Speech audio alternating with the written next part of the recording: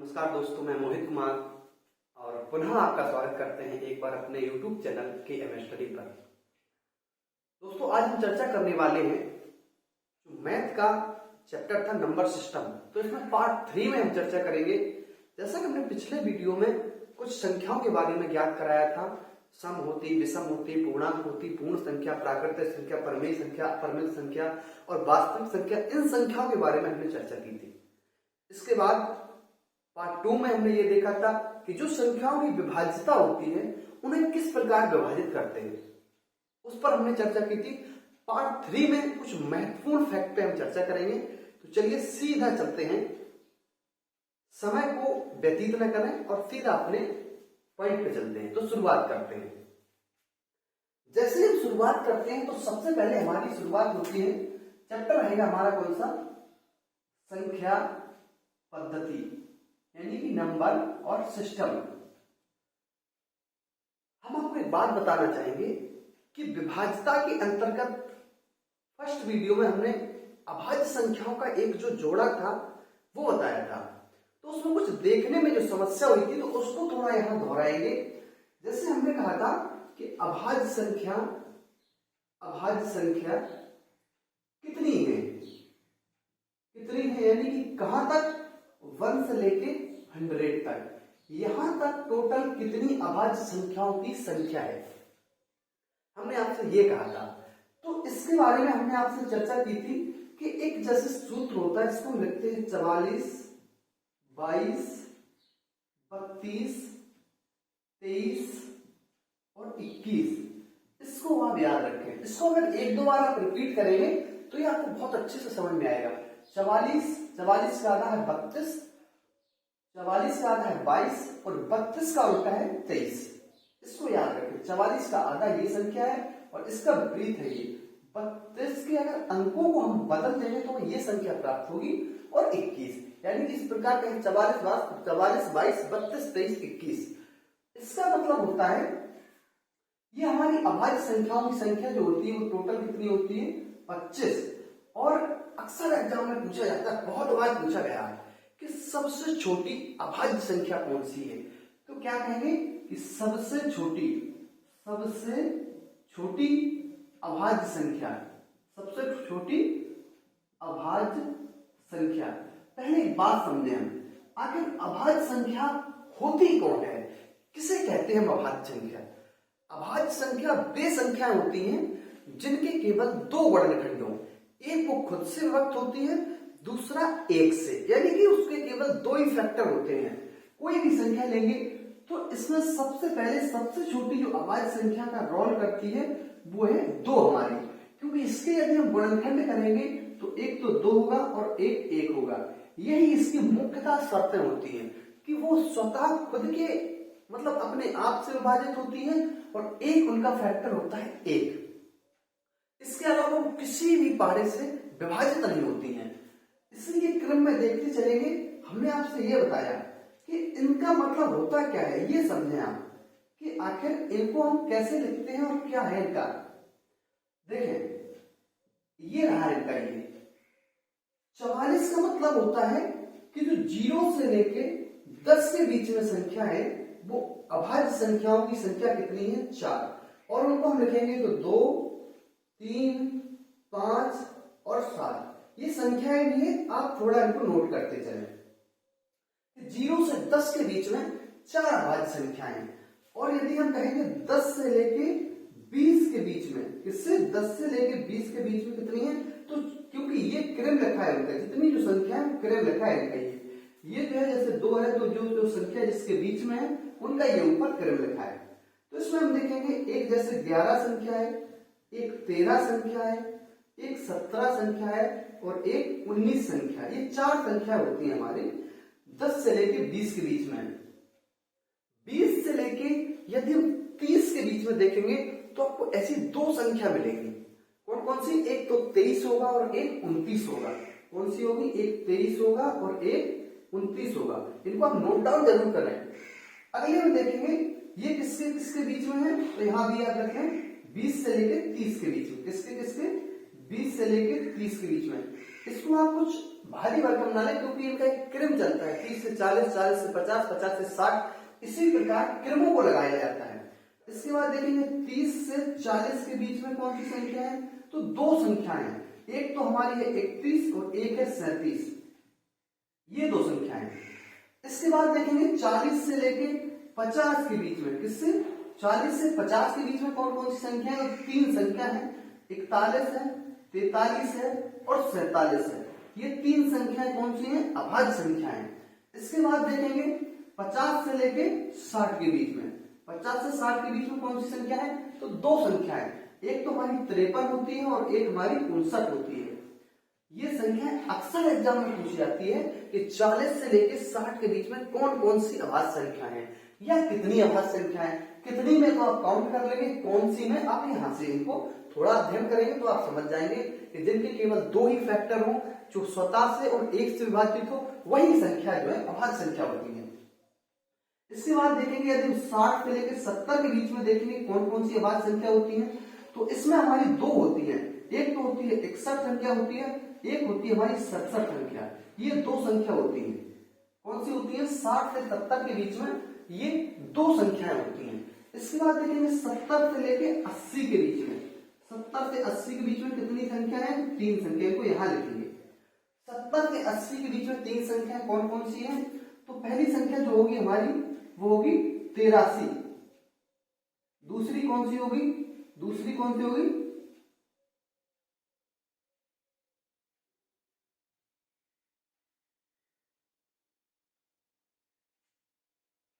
अच्छा यहां पर देखेंगे 70 से 80 के बीच में है, यहाँ 80 से वही हम समझ रहे हैं, तो 70 से 80 के बीच में एक संख्या हमारी जो होगी वो 71 होगी, एक होगी 73 और एक होगी 79, यानी कि ये संख्याएं होगी अभाज्य संख्या के रूप में 70 से 80 के बीच में।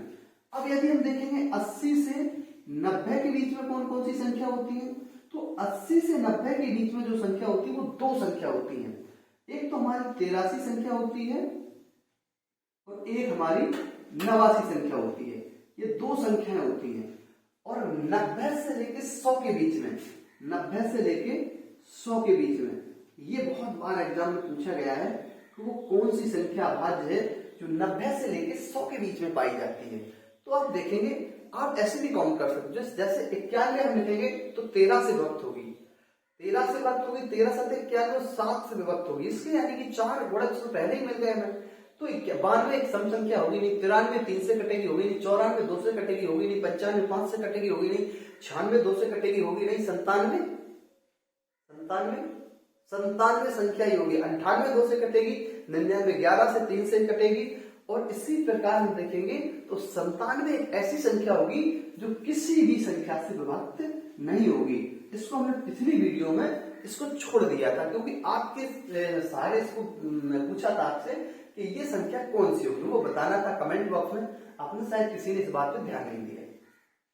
तो ये संख्याओं का जो क्रम होता है अक्सर पूछा जाता है एग्जाम में, अगर आपने देखा होगा कि सबसे छोटी अभाज्य संख्या कौन कौन सी है, तो यही पूछते हैं, बहुत बार पूछा गया है। तो आप इसको याद रखें कि सबसे छोटी अभाज्य संख्या कौन सी है, 2।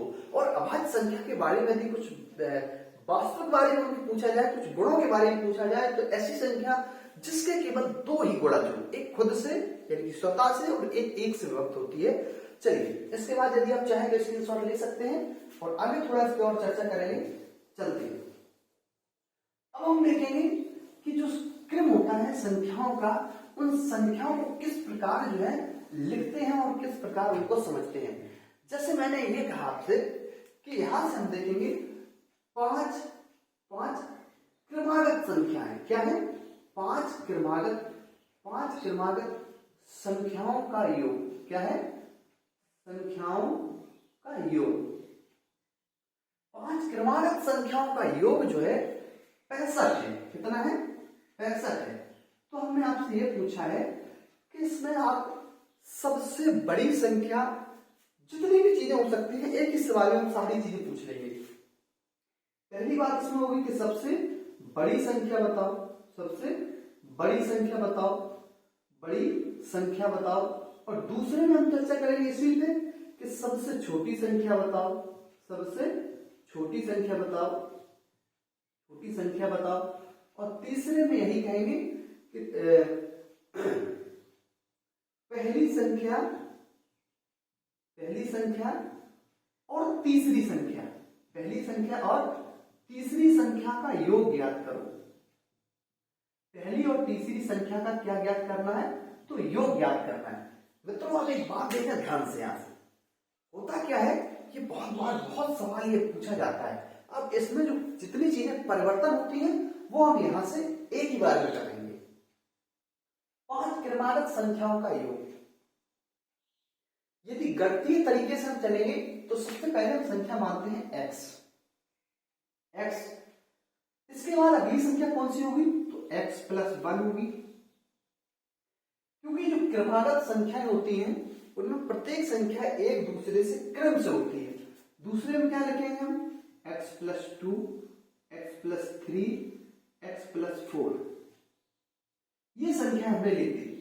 अब उसने कहा है कि 5 क्रमागत संख्याओं का योग, यानी कि संख्या तो होगी, तो इससे क्या कहा है हमसे कि इनका जो है क्या है? योग। इनका योग कितना है? तो आप कह सकते हैं कि 65 है। सवाल हो गया है, ऐसे हमको यही बनाना था केवल। 5 क्रमागत संख्या है, इनको आप देखेंगे तो कोष्ठक के अंदर भी कर सकते हैं इस प्रकार, ऐसे, ताकि आपको जोड़ने में आसानी हो। 1 2 3 4 5, x कितनी है? 5, तो हम इनको काउंट करेंगे तो ये हो जाएंगे 5x प्लस, इनको काउंट करेंगे तो 3 3 6 और 4 10, इसके बराबर कितना होगा? 65। अब यहां से एक समीकरण बनता है, तो इसको हम कुछ नहीं करेंगे, इसको जैसे इस पक्ष का अंतर करेंगे, इसको हम कहते हैं पक्षांतर। हम क्या करते हैं? पक्षांतर। तो जैसे ही पक्षांतर करते हैं तो इस तरफ जब जाएगा तो निगेटिव हो जाएगा 10, और जैसे ही 5x बराबर, इसको 10 को बाहर निकालेंगे तो होगा ये 55, और x का मान कितना होगा? 5 से इसमें भाग लगाएंगे, ये बटे में आ जाएगा 5, तो x का मान कितना हो गया? 11। देखिए आप, तो x का मान यहां से कितना हो गया? 11। हमको यदि x का मान हो गया तो हमसे पूछा क्या था? सबसे बड़ी संख्या। सबसे बड़ी संख्या यहाँ कौन सी है? ये। तो इसकी जगह x का मान जैसे ही पुट करेंगे तो x की ये x है और ये 4, x और 4 कितना हो गया? 11 और 4 15। तो सबसे बड़ी संख्या कौन सी होगी? बड़ी संख्या कौन सी होगी? 15।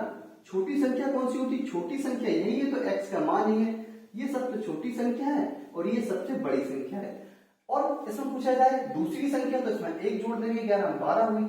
यदि इन्हीं संख्याओं को 11 12 13 14 15 संख्याओं को, यदि पांचों संख्याओं को आपस में देखेंगे, इनको काउंट करेंगे तो उनका योगफल जो है 65 होगा। और यदि इतना ये सब आपको नहीं करना है तो वो भी आपको एक छोटा सा एक ट्रिक के बेस में जिसको बताया जाता है, जो बोला जाता है, वो आपको बताने का प्रयास करेंगे। इसमें पूछा सबसे बड़ी संख्या तो 15 हो गई, तो छोटी संख्या 11 हो गई। पहली संख्या और तीसरी संख्या का योग। पहली संख्या हमारी 11, तीसरी संख्या यह है, 2 जोड़ देंगे तो 13 हो जाएगा। 11 और 13 होता है 24, यानी कि इन तीनों के आंसर हो गए। पहली सबसे बड़ी संख्या हो जाएगी इसकी 15, दूसरी हो जाएगी छोटी संख्या 11, तो इनका योग हो जाएगा 24। ये हमारे आंसर हो गए तीनों संख्याओं के।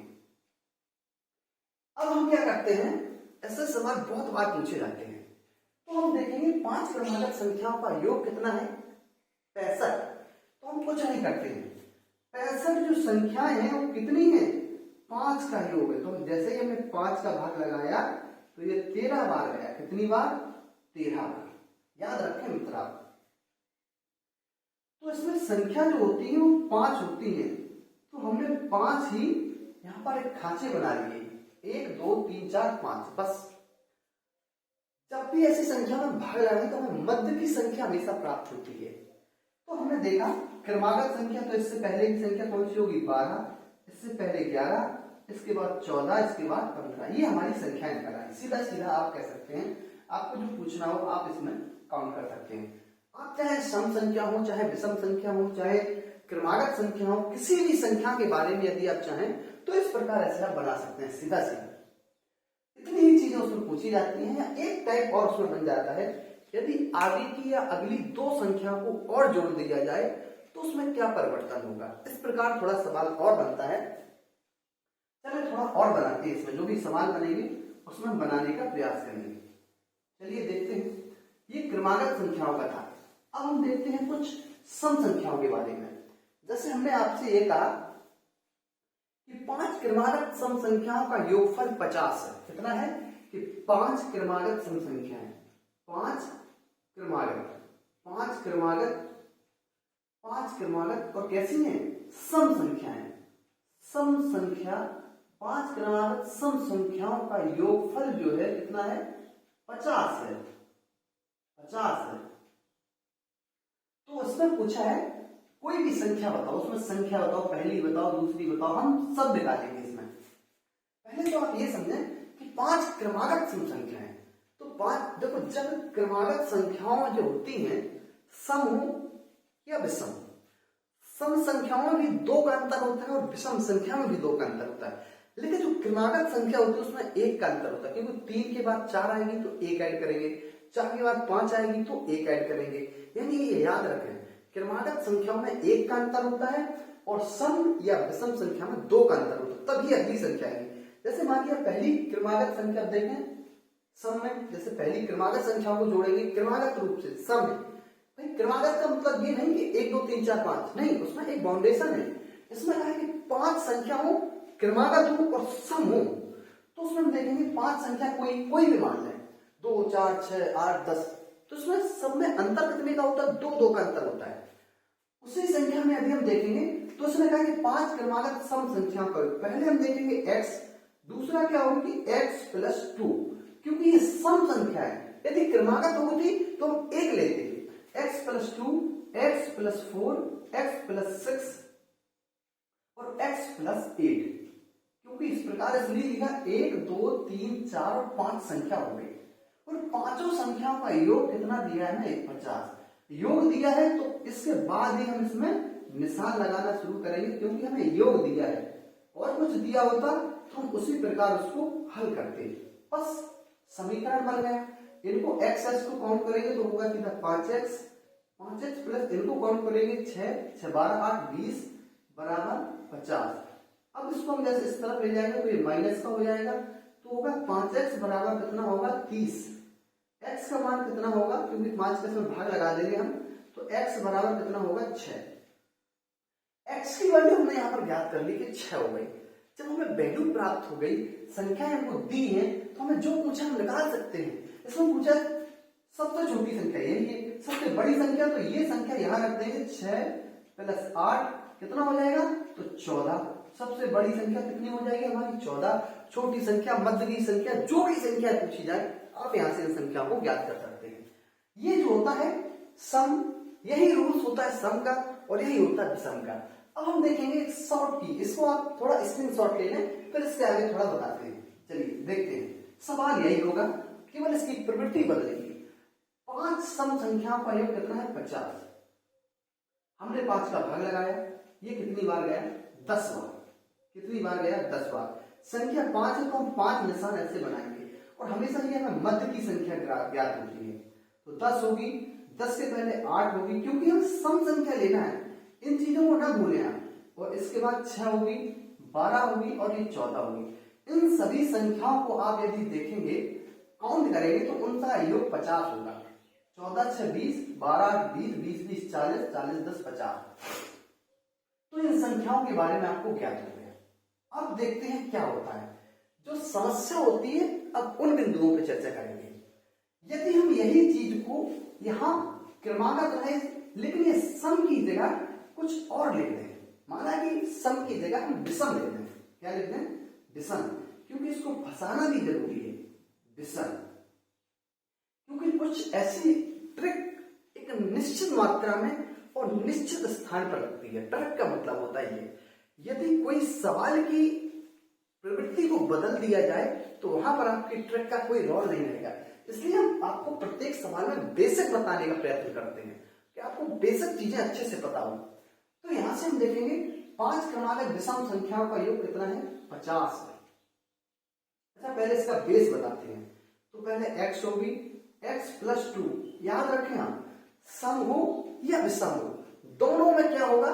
समान अंतर होता है। x प्लस 4, x प्लस 6 और x प्लस 8। इस समीकरण के बारे में तो आपको पता था कि इनका योग कितना हुआ था, तो ये हुआ था 5x प्लस 20 बराबर 50, 5x बराबर 30 और x बराबर कितना हुआ था 6।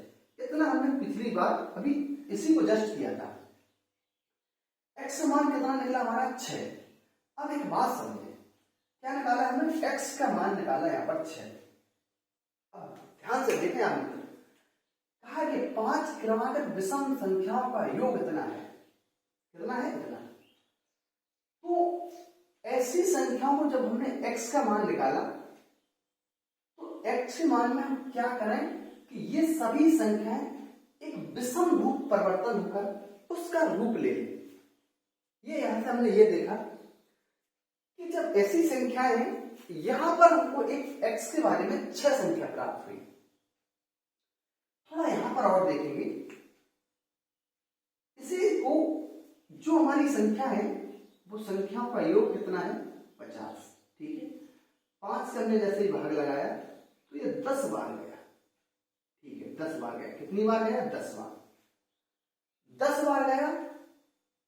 हाँ, यहां पर थोड़ी एक समस्या होगी, क्योंकि ऐसे कोई क्रमागत विषम संख्या नहीं होगी जिनका योग जो है 50 हो, क्योंकि जब यहां पर सम निकल रहा है तो सम निकलने के बाद इनको हम किसी भी रूप में कर रहे हैं तो वो इस प्रकार, क्योंकि अब यहां से भाग लगा के 10 आ रहा है, जोड़ में कुछ दूसरी संख्याओं को मानना पड़ेगा।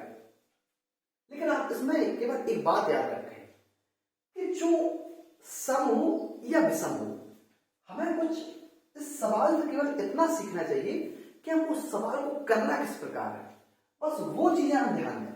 हमें इस बात से ये मतलब नहीं ये संख्या है कभी विभाजित होती हैं कभी नहीं भी होती हैं। यदि इसकी जगह कोई और संख्या होती 55 होती, हाँ इसकी जगह यदि हम 55 लिख देते हैं तो वो संख्या आसानी से विभक्त होगी। तो 55 यहाँ लिखेंगे, 55 में हम देखेंगे, और 55 यदि हम यहाँ से करेंगे, यहाँ से थोड़ा और देखें तो ये होगा 5x। 5x बराबर क्या होगा, ये x है, इसको 20 को इस तरफ भेजेंगे तो ये कितना होगा, ये 35 बचेगा। तो x का मान कितना निकला, तो आप कह सकते हैं कि सर x का मान हमारा 7 निकला। कितना निकला हमारा x का मान, तो x का मान हमारा 7 निकला। अब इसको हम यहाँ पर रखेंगे तो ये 7 हो गया, इसको रखेंगे 7 और 2 ये 9 हो जाएगा। इसी प्रकार संख्या ये हमारी 7 और 8 और 7 15, ये संख्या हमारी हो जाएगी। अब यदि हम यहाँ पर देखेंगे इस संख्या को, यही हम देखें, यहाँ हमने क्या कर दिया, यहाँ पे 55 को लिखा तो 11 बार भाग गया। कितनी बार, 11 बार। दो संख्या यहाँ होगी और 2 यहाँ होगी, तो 11 से पहले 9 होता, 9 से पहले कितना होता, 7, इसके बाद 13 होता और 13 के बाद 15 होता, क्योंकि ये संख्याएं कहती हैं विषम संख्याएं, तो विषम संख्याओं के हिसाब से चलेंगे। ऐसे ही संख्याओं का आकलन जो होता है, यदि आप परीक्षा में बैठते हैं तो इतना समय जब आप लगाते हैं तो लगभग 1 से 1.5 मिनट आपका समय यहां से चला जाता है, और यदि इसका इस्तेमाल करते हैं तो आप 5 से 10 सेकेंड में सवाल को सॉल्व कर सकते हैं। इसका जो समय होगा वो आगे नेक्स्ट जो कोई प्रश्न होगा, जैसे होते हैं टफ सवाल जैसे बनते हैं, जैसे आप चक्रवृद्धि व्याख्या में जाएंगे वहां पर कुछ सवाल ऐसे होते हैं जिनको आप कैलकुलेशन करना ही पड़ेगा, तो उनमें जब कैलकुलेशन करेंगे तो उसमें क्या होता है, समय जो होता है वो ज्यादा लगता है, तो उसमें ट्रिक कम काम करते हैं, क्योंकि हालांकि उसमें भी ट्रिक बनाई गई है लेकिन समय वो लगता है, क्योंकि कैलकुलेशन आपको करनी ही पड़ेगी। भाई बात बताइए, 11 का 15 में यदि मल्टीप्लाई किया जाए तो आपको करना ही पड़ेगा, कोई इसका सॉल्यूशन नहीं है।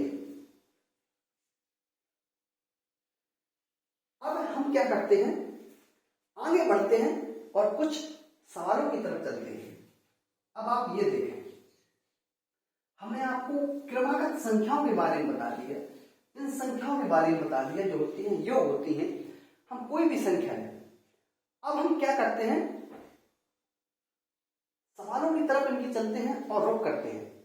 हमने आपको कल जो है फर्स्ट इकाई के डिजिट के बारे में चर्चा की थी, तो 4 सवालों को यहां से लिखने का हम प्रयास करेंगे।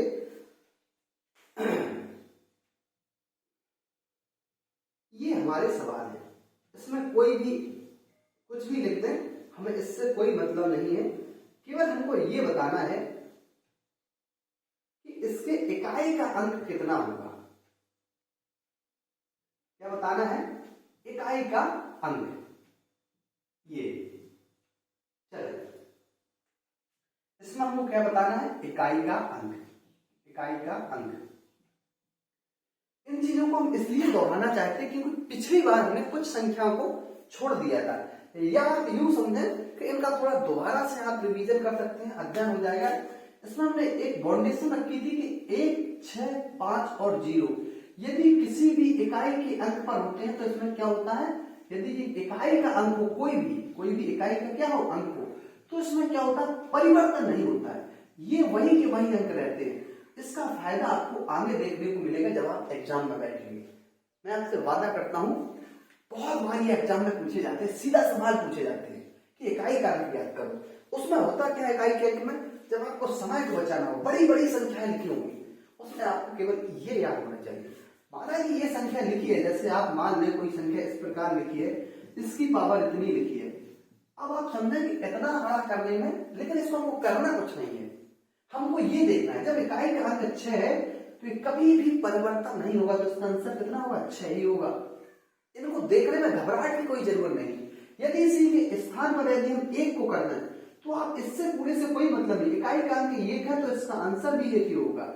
यदि इन अंकों में कोई भी अंक पाया जाता है तो उसका स्थान का परिवर्तन नहीं होगा, उसका वही आंसर होगा। चलिए अब चलते हैं थोड़ा इस तरफ। अब लिखा है कि इसकी पावर जो है 487 की पावर है 50। तो हमने अंतर जो 2 अंक थे उसमें 4 से भाग लगाया, हमें केवल शेषफल ज्ञात करना होता है। शेषफल इसका कितना होगा, 2 शेषफल होगा, 12 बार भाग चला जाएगा, 2 शेषफल होगा। जो शेषफल हो उसी शेषफल को इकाई के अंक को घात के रूप में लिखते हैं, बस इतना आप करें। इनको थोड़ा रिमूव करते हैं, आप नोट करते चलें। अब देखें, इसको हमने जैसे ही किया तो ये होगा 49, तो इकाई का अंक कितना निकला हमारा, 9, बस ये हो गया आपका। देखते चले, ये पूरी संख्या थी, हमने इकाई के 2 अंकों में 4 का भाग लगाया, तो देखा 2 शेषफल बचा। जो शेषफल बचता है वो इकाई के अंक के वर्ग के रूप में काम करता है। इकाई का अंक हमारा ये था, जो शेषफल बचा था उसको हमने ये वर्ग के रूप में, घातांक के रूप में चढ़ा दिया, इसका किया तो 9 आ गया। इसमें देखें हम, इसमें देखिए हमने जब भाग किया तो 1 शेषफल बचा, क्योंकि 6 बार गया, भाग आप लगा लें, 4 से 24, 1 बचा। 1 जो बचा है वही हमारा 8 की पावर के रूप में कार्य करेगा। 8 की पावर कितना होगा, 1, इसका आंसर कितना होगा, 8 ही होगा। देखते चले आप। अब यहां पर ये संख्या देखें, जैसे हमने 4 का भाग लगाया तो 2 शेषफल बचा, क्या बचा, 2 शेषफल, 4 धाम 40, 2 है, और किसकी पावर करेंगे हम, 4 की पावर, 4 चुको 16, आंसर कितना हो गया, 6। ये देखें 21 लिखा है, भाग लगाया तो शेषफल कितना बचा, 1 शेषफल बचा, क्या बचा, 1 शेषफल। अब घात कितने की कर देंगे तो 3 की पावर 1 बराबर आंसर कितना हो जाएगा, 3। यहां से आप समझ गए होंगे कि किस प्रकार ये सवाल बनाए जाते हैं, किस प्रकार सवालों को रखा जाता है।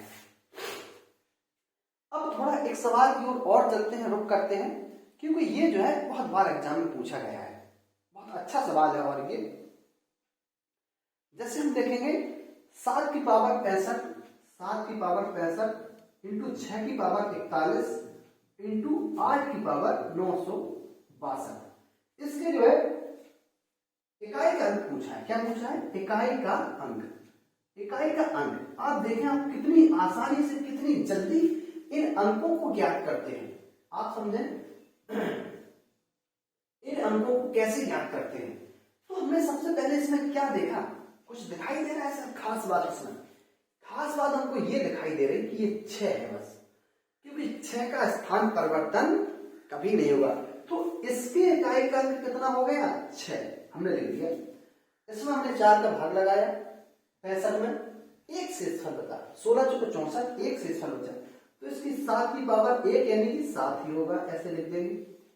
इसमें देखें 4 का भाग लगाया, कितना शेषफल बचा, 2, 15 चुको 60, 4 से भाग लगाया 15 बार चला जाएगा, 2 शेषफल बचेगा, तो 8 की पावर 2। इसको हम करेंगे तो ये होगा 64, और 64 का इकाई अंक होगा 4, 6 और 7।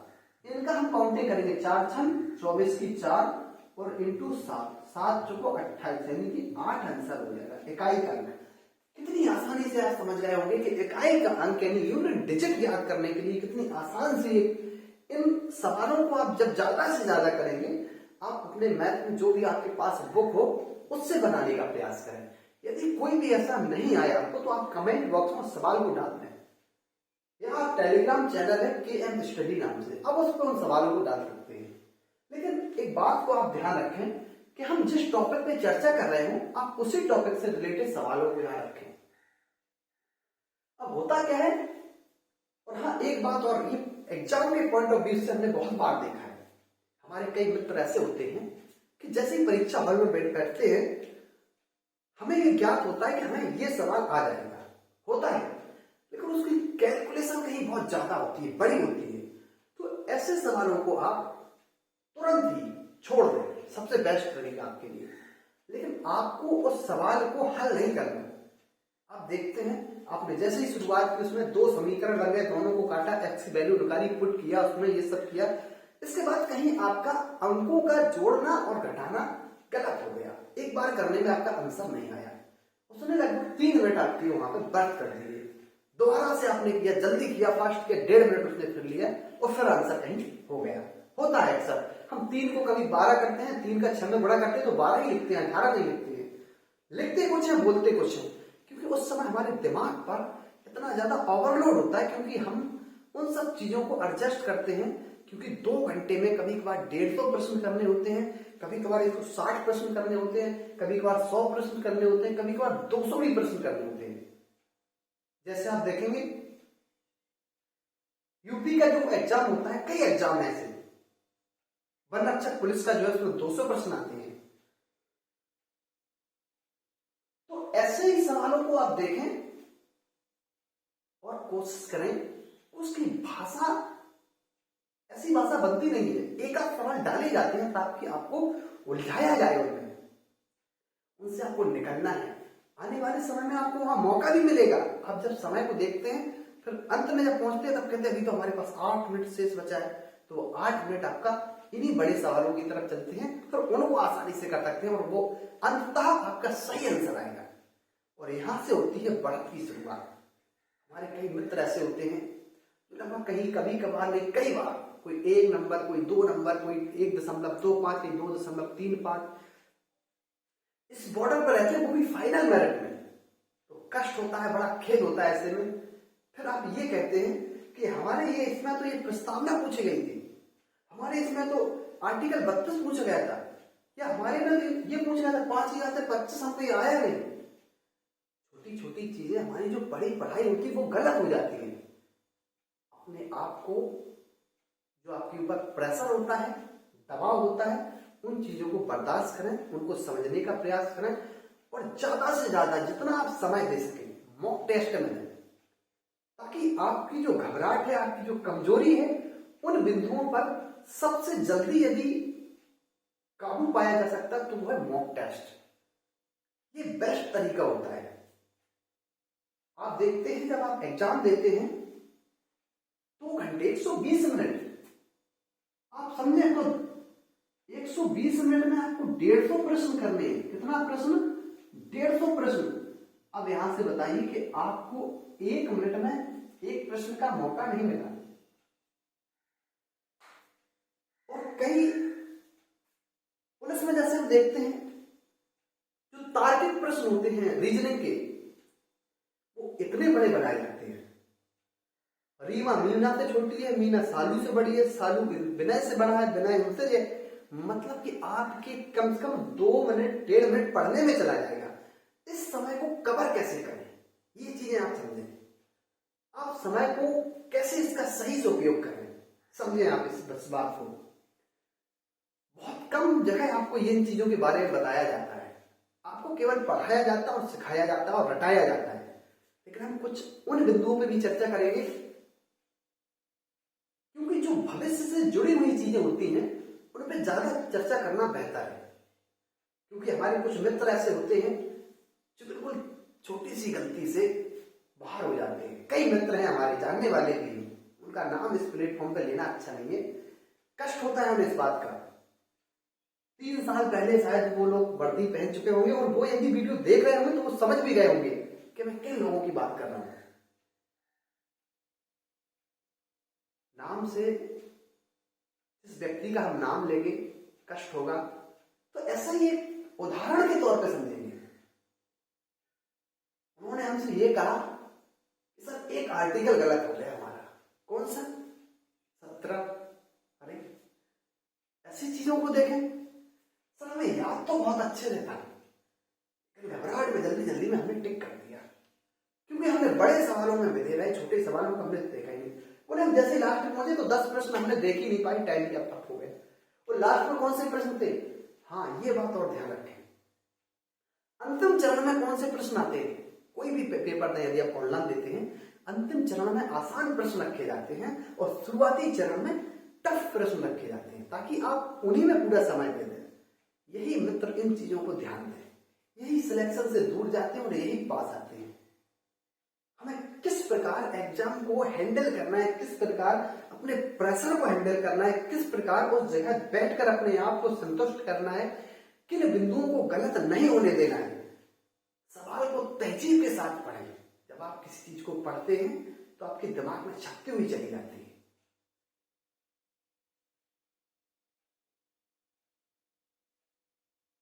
सर हम देखते हैं जो जितने भी एग्जाम बनते हैं इनको भी समय का ध्यान रखा जाता है, विशेष ध्यान रखा जाता है। आप खुद समझें, 30,000 की वैकेंसी हो, 30 लाख फॉर्म हो, तो आप समझें उनको क्या चाहिए आपसे। डालने वाले तो बहुत लोग हैं, भीड़ पड़ी है लोगों की, लेकिन उन्हें केवल उन चीजों की जरूरत है, जैसे आप कह सकते हैं कि दूध से क्रीम को निकालना, या यूं कहें जिस रेस में आपको घोड़े मिल जाए तो गधों की किसको जरूरत है? क्या करेंगे आप ऐसे लोग? आपकी कोई भी गलती उन्हें स्वीकार नहीं है, तो आप इन चीजों पे ध्यान दें। चलते हैं थोड़ा अपने सवालों की तरफ रुख करते हैं। अच्छा, और जो सवाल बनते हैं ये नंबर सिस्टम का है मित्रों, हम पार्ट 4 में इसको पूरी तरह जो है समाप्त कर देंगे। अब इस बात को समझें, एक संख्या हमने लिखा है और इनको लिखते जरूर चले। 4508 एक संख्या लिखा है, 4508 के समीपतम क्या है? समीपतम 4508 के समीपतम कौन सी संख्या है? कौन सी संख्या है? कौन सी संख्या है जो 21 से पूर्णतः विभक्त है? कितने से? 21 से पूर्णतः विभक्त है। अब आप ये समझें, एक बात और समझें, आप एक प्रश्न को जोड़ने का प्रयास करें उसी से। हम आपको एक प्रश्न बताएंगे, उनसे रिलेटेड आप एक को समझें, बाकी सब आपको अपने आप आ जाएंगे।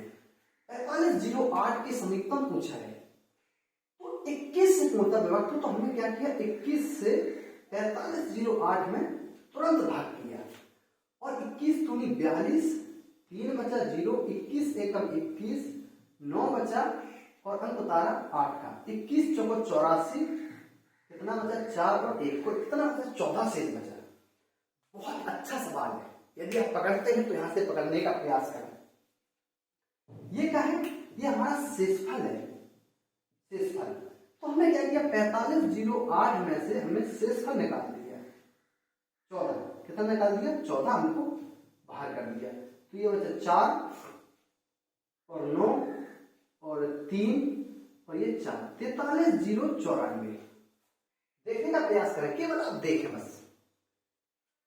क्या हमारे मित्र, हमने ये देखा, हमसे ये पूछा कि वो नजदीक हो, कम या ज्यादा हो, मतलब उसके पास में सबसे नजदीक कौन सी है? एक तो संख्या हमारी मान लिया ये हो गई। 14 में हम कितना और जोड़ दें? 21 से विभाजित होता है, तो आप कह सकते हैं 7। कितना? अगर 7 यहां और होते तो ये 21 से विभाजित हो जाती है, तो हम कह सकते हैं अगर हम इसमें 7 जोड़ दें तो ये कट जाएगी, तो इसी संख्या में हम क्या जोड़ दें? 7। 4508 कितना जोड़ दें? 7। ये हो जाएगी 45 अर्थात 15। कितना हो गया? 15। 45 15। अब आप ये देखें, और संख्या हमारी कौन सी थी? 4508। समझे आप? अब ये हमारा बन गया सवाल। एक बात बताएं, 4508 हमसे ये कहा था 4508 के समीप तक कौन सी संख्या है जो 21 से पूर्णतः विभक्त हो। इसको हमने भाग लगाया, 14 शेष बचा, 14 हमने घटा दिया तो हमें ऐसा लगा कि हमने कुछ बड़ी संख्या घटा दी। तो हमने कहा इससे अच्छा तो कम कितना पड़ रहा है इसमें, 7 और होता तो पूरा विभाजित होता, तो हमने 7 इसमें जोड़ दिए, 7 इसमें जोड़ देंगे तो ये संख्या पूरी विभाजित हो जाएगी क्योंकि 7 कम पड़ रहा है यहाँ पे। तो हमने इसमें संख्या को ये प्राप्त कर लिया। अब हम ये देखेंगे 4508 के नजदीक ये वाली संख्या है क्या ये वाली संख्या है? ये 94, 14 कम है और ये केवल 7 है, मतलब इसमें 7 का अंतर है। तो नजदीक कौन सी? पास में, तो आप कह सकते हैं 4515। ये बहुत बार प्रश्न पूछा गया है, एसएससी सीजीएल तक यहाँ से प्रश्न पूछता है। यदि आप देखोगे पुलिस में तो अक्सर पूछा जाता है 4 अंकों की बड़ी से बड़ी संख्या बताएं, या 9999 के समीप तक कौन सी संख्या जो 35 से पूर्णतः विभक्त हो, ऐसे प्रश्न बनते हैं। प्रश्न एक होगा, बाकी आपको करना है किस प्रकार उन चीजों को समझना है। ऐसे सवाल बनते हैं, इसका आप स्क्रीनशॉट जरूर ले लें। चलिए आगे चलते हैं, हम एक टाइप बताएंगे आपको। टाइप से क्या होगा, आप उन चीजों को यदि मैथ में आप चाहें तो उन चीजों को हल करने का प्रयास करेंगे। एक सवाल ये भी हमारा बनता है, 1/2 प्लस 11 1/2 प्लस 111 1/2 प्लस 1/1 इसमें पूछा जाता है। इस सवाल को जो है कई बार एग्जाम पूछा गया क्योंकि आरएस अग्रवाल का है, अच्छा सवाल है, वो पूछा जाता है कई बार एग्जाम में। इसको हम हल करने की विधि क्या होती है कि इनको इन सबको हम बाहर लिख लेते हैं, चाहे आप कॉमन कह दें क्योंकि ये पूरी संख्या है। और इसको हमने जैसे यहां लिख दिया। अब देखें इसके बाद हम क्या करते हैं, प्लस यहां पर देखें 1/2 1/2 1/2 और 1/2, ये कितनी बार है? 4 बार। इनका यदि आपको कैलकुलेशन करना हो तो करें, नहीं करना हो तो एक बात बताएं, 1/2 का मतलब क्या होता है? कोई संख्या आधी है, आधी ये है, आधी ये, दोनों मिलाकर 1 हो गई, दोनों मिलाकर 1 हो गई, तो 2 सीधा आंसर लिख सकते हैं। लेकिन नहीं, हम फिर भी सवाल की तरफ चलते हैं तो 2 एलसीएम आया, 1 + 1 + 1 + 1, ये 4/2 हुआ, यहां से भाग लगा दिया, इसका आंसर कितना निकला? 2। अब देखेंगे जैसे हम इनको काउंट करेंगे, काउंट करने की विधि क्या होती है, यहां से लिख देंगे ये इस प्रकार। अच्छा यहाँ पर एक ये ज्यादा बना दिया था, कोई बात नहीं, यहाँ से ये 3 बार, ये 2 बार, ये 1 बार, इनको हम जोड़ेंगे तो 4 3 2 1, 1234 + 2 बराबर 1236 आंसर हो गया हमारा। कितना आंसर हो गया? 1236। ये बहुत बेहतर सवाल है, हमने कॉमन लिया था तो हमने अब इन सबको ऐड कर दिया। ये लिखा है इकाई के अंक के सामने इकाई का अंक चाहे दशमलव हो या ना हो, इकाई के अंक को विशेष ध्यान रखें, वो इकाई के ही सामने जुड़ता है, ऐड होता है। ऐसे सवालों को देखते चलेंगे और लिखते जरूर चले इन चीजों को। यह हमसे पूछा गया है, आप सवाल देख के समझ गए होंगे। कहा है कि 6 की पावर n -1 किससे विभक्त होगा? बहुत बेहतर सवाल है ये, आप समझें इसको। किससे हमेशा विभक्त होगा? हमेशा, समझे आप? नहीं, हमेशा नहीं, इसको अभी करेंगे, आगे करेंगे। किससे विभक्त होगा? विभक्त, ये ऑब्जेक्टिव सवाल है लेकिन हम आपको करवाने का प्रयास कर रहे हैं क्योंकि इसमें ऑप्शन दिए जाते हैं। किससे विभक्त होगा? यदि n एक सम संख्या है। क्या है? n एक सम संख्या है। देखें उसने कहा है कि 6 की पावर n -5 किससे विभक्त होगा? यदि n एक सम संख्या है। देखें ऐसे सवालों में जब कोई संख्या न दी हो तो हम सबसे छोटी संख्या मानते हैं। सबसे छोटी सम संख्या 2 है, तो 6 की पावर 2 -1 बराबर कितना होगा? 36 - 1 बराबर 35। तो आप कह सकते हैं कि वो संख्या हमेशा किससे विभक्त होगी? 35 से विभक्त होगी। अब एक बात समझे, जिस बात को मैं यहां कहना चाह रहे थे कि यदि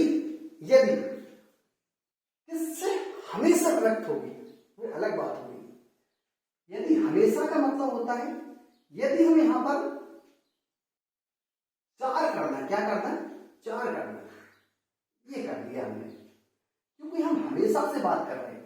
अगर सम संख्या तो क्या 33 से यदि अगली संख्या कटेगी, हम थोड़ा चेक करते हैं।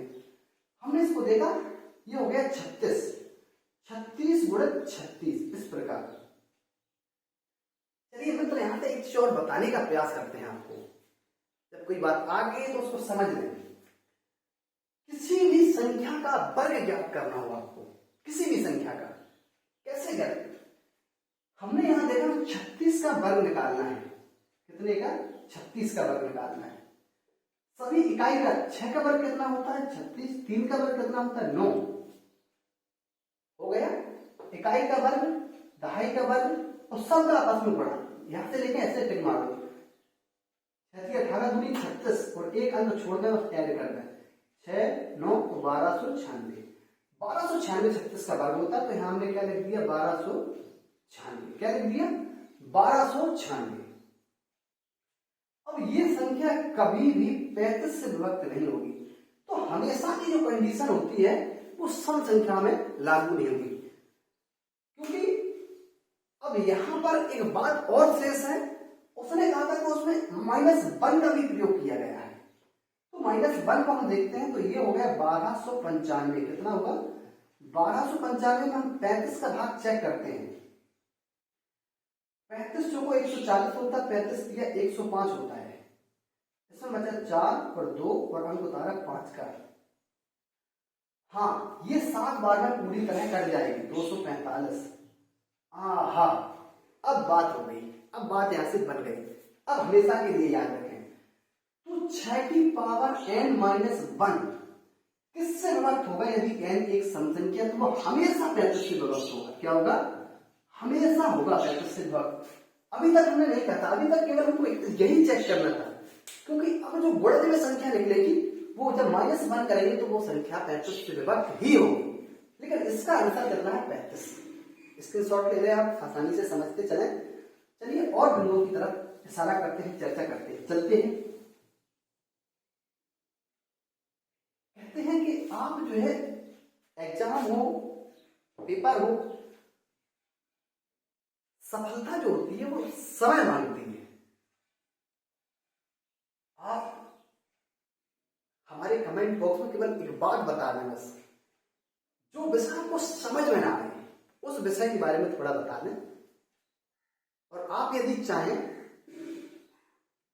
केवल आप उन चीजों का मार्गदर्शन ढूंढ सकते हैं, तो आप एक काम करें, इस नंबर पर आप हमें मैसेज कर सकते हैं व्हाट्सएप। इससे होगा क्या? ये हमारा नंबर है, इसमें आप जिस एग्जाम की प्रिपरेशन कर रहे हैं, एक चीज ध्यान देना, इस नंबर पे मैसेज करने से पहले अपना नाम नीचे जरूर लिख दें। एग्जाम से रिलेटेड जितनी भी चीजें होंगी आपको बता दी जाएंगी। और कुछ चीजों का ध्यान रखें, ज्यादातर समय जो होता है फोन कभी कभार बंद रहता है, तो आप ऐसा करें, आप मैसेज अपना डाल दें, अपनी समस्या को लिख दें उसमें। तो जब हम देखेंगे उसका निस्तारण आपके पास, कोशिश करेंगे पूरी कि आपके पास उसका निस्तारण पहुंच जाए। चलिए तो आगे चलते हैं और सवालों की तरफ। इसमें यह कहा कि 4000 में कौन सी न्यूनतम, हम दोनों बातों को लिखेंगे अभी यहीं पे। 4000 में कौन सी न्यूनतम संख्या जोड़ी जाए? क्या हो जाए? जोड़ी जाए कि वह 19 से पूर्णतः विभक्त हो। कितने से हो? 19 से पूर्णतः विभक्त हो। 4000 में कौन सी न्यूनतम संख्या जोड़ी जाए कि वो 19 से पूर्णतः विभक्त हो। तो देखते हैं, जोड़ने की बात कही है हमसे, क्या कहा है? जोड़ने की बात कही है। 19 दूनी होता है 38, 2 बचा 19, एकम 19, 1 बचा, अंक उतारा 0 का। ये हमारा क्या है? ये हमारा शेषफल है। क्या है? शेषफल है, बाहर नहीं गया। अब एक बात बताएं आप, अच्छा यहीं तक रहने दिया है, ठीक है।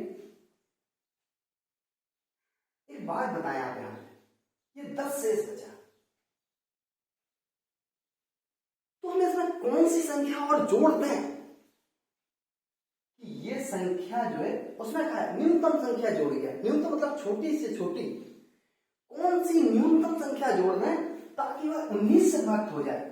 इसमें हम कौन सी संख्या और होती, कितनी संख्या कम पड़ रही कि 19 से विभक्त हो जाए। तो आप सर कह सकते हैं 10 तो है, 9 और जोड़ दो सर इसमें, तुझे 19 हो जाएगा और ये 19 से कट जाएगा। बात समझ में आई, बात समझ में आई। कौन सी संख्या जोड़ दें तो सारा कहेंगे इसमें अगर 9 और होता तो 9 हम देखेंगे, इनका अंतर देखते हैं। 19 माइनस 10 बराबर 9, तो जो हमारा अंतर होता है वही संख्या उस 4000 में ऐड करेंगे, आंसर होगा 4009। समझ गए? क्योंकि कौन सी न्यूनतम संख्या जोड़ी जाए। आगे चले थोड़ा और देखते हैं, कौन सी न्यूनतम संख्या जो है घटाई जाए। अभी जोड़ा था, अब कहा है कि कौन सी संख्या घटाई जाए, संख्या घटाई जाए। आप समझे, सवाल यही है, संख्या वही है, नाम वही है, प्रश्न वही है। कहा है कि कौन सी संख्या घटाई जाए, तो यहां पर हमने देखा था अभी कि हमारा 10 क्या बचा है, ये शेष बचा है, शेष। 4000 में कौन सी न्यूनतम संख्या घटाई जाए, तो 10 क्या है, शेष। अगर हम 10 शेष को बाहर निकाल देंगे तो ये संख्या पूरी विभक्त हो जाएगी, कह सकते हैं। हाँ, तो 4000 में हम क्या करेंगे, 10 को बाहर निकालेंगे, 0 9 9, तो हमारा आंसर हो जाएगा ये। अब ये संख्या हमने जब बाहर कर दी तो 4000 में कौन सी न्यूनतम संख्या घटाई जाए कि वह कौन सी इससे विभक्त हो जाए 19 से, तो कौन सी घटा दी हमने, 10। आंसर यही है। चलिए कहते हैं कि मिल जाए बेहतर तो और बेहतर की तलाश करो। आप जितने भी प्रश्न बताए हमने, कई हमारे मित्र ऐसे होंगे वो ये कहेंगे सर हमको समझ में नहीं आया एक बार में। हाँ पता है, एक बार में मालूम है आपको, एक बार में समझ में नहीं आएगा। आप 2 बार देखें, आप 3 बार देखें, आप 4 बार देखें। पहले तो आप ये बताएं आपका कार्य क्या है। आपके ऊपर एक मोहर लगी है कि आप एक छात्र हैं। यदि आप एक छात्र हैं तो आपका केवल एक ही उद्देश्य होना चाहिए कि हमको केवल और केवल सोते जागते उठते बैठते केवल पढ़ना है। जब आप उस नंबर पे मैसेज करेंगे तो पढ़ने की जो विधियां होती हैं हम उन चीजों से रूबरू कराएंगे आपको कि किस प्रकार किन चीजों को पढ़ा जाए। हमारे कुछ मित्र ये कहते हैं सर जीएस कैसे याद करें। उन जीएस के फैक्टों पे हम चर्चा करेंगे, उनके बारे में आपको बताएंगे कि कैसे जीएस याद की जाती, पढ़ी जाती है, रटी जाती है, क्या किया जाता है। रीजनिंग हो, हिंदी हो, कोई भी टॉपिक हो, क्योंकि जो हमारी टीम है जो कार्य करती है, अपने अपने जो हमारी टीम है उनका सबका अपना एक अलग अंदाज होता है। कौन क्या कंटेंट दे रहा है आपको, ये आपके ऊपर निर्भर करता है। कहते नहीं कि आपको जब कोई व्यक्ति मिलता है तो व्यक्ति में अच्छाइयां और बुराइयां दोनों मौजूद होती हैं, लेकिन हमें किन चीजों को ग्रहण करना है ये हमारे इस पर निर्भर करता है और अपने आप पर निर्भर करता है। तो ऐसा ध्यान रखें, माहौल खराब भी हो तब अपने आप को सर्वश्रेष्ठ बनाएं, यही बुद्धिजीवी व्यक्ति की पहचान होती है। चलते हैं आगे। अब होता क्या है, ये नंबर सिस्टम का अगला जो पार्ट होगा, पार्ट 4 में हम ये देखेंगे कि जितने इसकी पूरा निचोड़ होगा नंबर सिस्टम का, वो पार्ट 4 में, वो इसके बाद अगला चैप्टर शुरू होगा। मतलब सभी चीजों का बताने का प्रयास करेंगे। बस आप समझते चलें, पढ़ते चलें, देखते चलें इन चीजों को। एक बेहतर सा सवाल आपके सामने लाते हैं। यदि आपने सीजीएल दिया हो किसी ने, या कई तो ऐसे गलत हैं जिनमें शायद ये सवाल मिलेगा ही नहीं। सवाल हमारा ये है, एक संख्या है कोई, क्या है, एक संख्या, एक संख्या है जिसको उसने कहा है कि 9 11 13, क्या है, 9 11, 9, 11 और 13, 13 से विभक्त करने पर क्या है, एक संख्या है जिसको 9, 11, 13 से विभक्त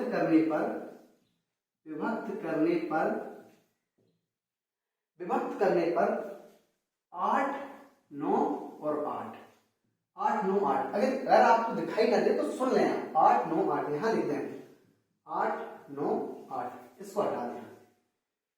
एक संख्या 9, 11, 13 से विभक्त करने पर 8, 9, 8 शेष बचता है। क्या होता है? शेष बचता है, शेष बचता है। आगे कहा है यदि विभाजकों के क्रम को उलट दिया जाए। क्या कर दिया जाए? विभाजकों के क्रम को उलट दिया जाए, क्रम को उलट दिया जाए, यानी कि पलट दिया जाए या उलट दिया जाए।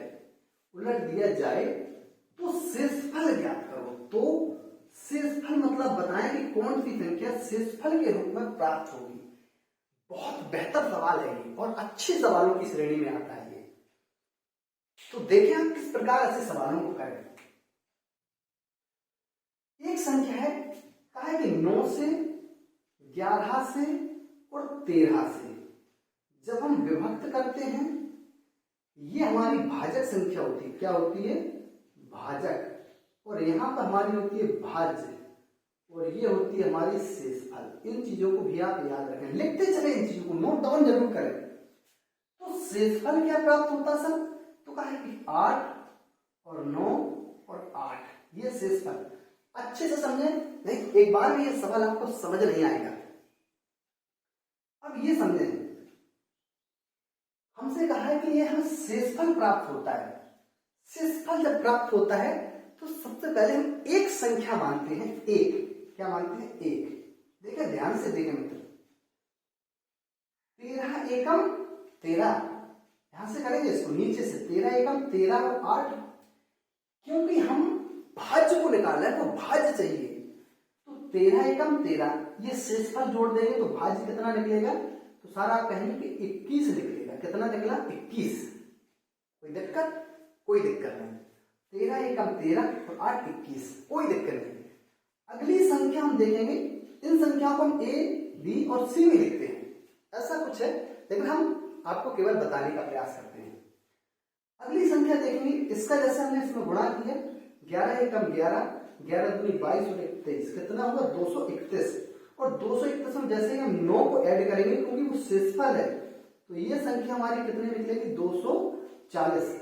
यदि सब सभी समझ में आता है, दिखाई देता है, तो आप देखते चले। हमने क्या किया कि 11 का इसमें गुणा किया और ये हमने जोड़ दिया। कहते हैं भाज बराबर भाजक गुणित भागफल धन शेषफल। अगली बार हमने ये देखा कि ये संख्या को हमने इसमें गुणा किया, यानी कि 240 का गुणा कितने में कर दिया हमने? 9 में। 0 9 चौको 36, 9 दूनी 18, 18 3 21, 2160 में कितना जोड़ेंगे? 8, तो ये कितना हो जाएगा? 2168। कितना हुआ? 2168। आप कह सकते हैं 2168। बस आपका सवाल हल हो गया। संख्याएं इसको हम यहां लिखेंगे कि 2168, बस। अब उसने हमसे क्या कहा है ये समझे आप। यदि विभाजकों के क्रम को उलट दिया जाए, क्रम थे 9, 11, 13, अब हम कर देंगे 13, 11 और 9, ये हमने कर दिया। अब हमसे क्या पूछा है? हमसे ये हमारा भाज्य है और ये भाजक है और ये हमारा क्या है? शेष है। हमको शेष पूछा है। तो जैसे ही हमने 13 से संख्या में भाग लगाया, ये वाली संख्या में, इससे भाग लगाएंगे 13 से, 13 से भाग लगाएंगे 2168 में। कितने से? 2168 में। 13 एकम 13, 8 बचा 6, 13 छंग 78, कितना बचा? 8, हमको तारा 8 का 13 छंग 78, 10 शेष बचा। कितना बचा? 10 शेष। यदि आपको दिखाई ना दे तो आप अपने रजिस्टर में भाग लगा के इनको चेक कर सकते हैं। शेषफल हमारा कितना मिला? हमको 10 शेषफल प्राप्त हुआ। और ये क्या है? ये हमारा भागफल है, तो हमने यहां लिख दिया कितना? 166, 166। अब इस भागफल में किसका भाग करेंगे? 11 का। तो इसमें भाग 11 एकम 11 यहां लगाएंगे 166 में। 11 एकम 11, 5, 11 बचे 55, कितना बचा? एक बचा है हमारा। यदि एक बचा है तो एक क्या है हमारा? शेष है, शेष। तो एक यहाँ लिखेंगे और 15 जो है वो यहाँ लिखेंगे, क्योंकि यहाँ पर हम क्या लिखते हैं? भागफल। इसका हमने भाग लगाया 9 एकम 9, कितना बचा? 6। 6 ये क्या बचा? शेषफल। तो आप कह सकते हैं कि यदि विभाजकों के क्रम को उलट दिया जाए तो शेषफल हमारा क्या होगा? 10, 1 और 6। ये हमारा, आप कोमा लगा के लिख दें, इस प्रकार ना लिखें, 10, 1 और 6। ये आपका एकदम सही आंसर होगा। इस सवाल का स्क्रीनशॉट ले लें। यदि आप कहें तो एक बार और समझा दें ताकि आपको अच्छे से समझ में आ जाएगी। दोस्तों, आपको हमने जितने सवालों के बारे में अध्ययन कराया है, यदि आप यहां से ये तीनों पार्ट देखते हैं तो मैं श्योर आपसे कह सकता हूं आप किसी भी एग्जाम में बैठ जाना। वनडे एग्जाम में जो आप तैयारी करते हैं, उन एग्जाम की मैं बात करता हूं। नंबर सिस्टम से अभी इससे बाहर पार्ट 4 अभी बाकी है। यदि जब हम उसको कंप्लीट करेंगे तब आप कह सकते हैं कि सर जितना भी नंबर सिस्टम में यदि सवाल बनेगा तो यहां से पूछा जाएगा। पर सवालों की प्रवृत्ति पर निर्भर करता है, क्योंकि 100% कोई भी बात सिक्योर नहीं कही जा सकती, क्योंकि ये सारी चीजों में जब हम अध्ययन करते हैं तो एक संभावना के तौर पे अध्ययन करते हैं। जरूरी नहीं कि ये सभी सवाल आ जाए, इसमें कोई एक सवाल आएगा, कोई 2 सवाल आएंगे, लेकिन हमें पढ़ना 25 सवालों के पीछे हमको पूरा गणित पढ़ना, तो ये संभावना होती है कि उन सभी चीजों का अध्ययन करना। माना कि हमने ये पूरा चैप्टर पढ़ लिया, ऐसे कोई सवाल ना बना, माना कि नहीं बना, तब तो इसका मतलब ये नहीं कि हमने सब कुछ बेकार पढ़ा दिया, नहीं। ये आने वाले समय में कहीं ना कहीं काम आएगा। शिक्षा कभी भी व्यर्थ नहीं जाती, आप मेहनत करके देखो। तो चलिए मित्रों, अगले वीडियो में आपसे हम फिर दोबारा आपसे मुलाकात करेंगे। हमारे ऐसे ही वीडियो देखने के लिए हमारे साथ जुड़े रहें। यदि वीडियो पसंद आए तो लाइक करें, चैनल को सब्सक्राइब करें, अपने सभी मित्रों को शेयर करें। पार्ट 4 में हम लेकर आएंगे नंबर सिस्टम पूरा निचोड़। तब तक के लिए जय हिंद।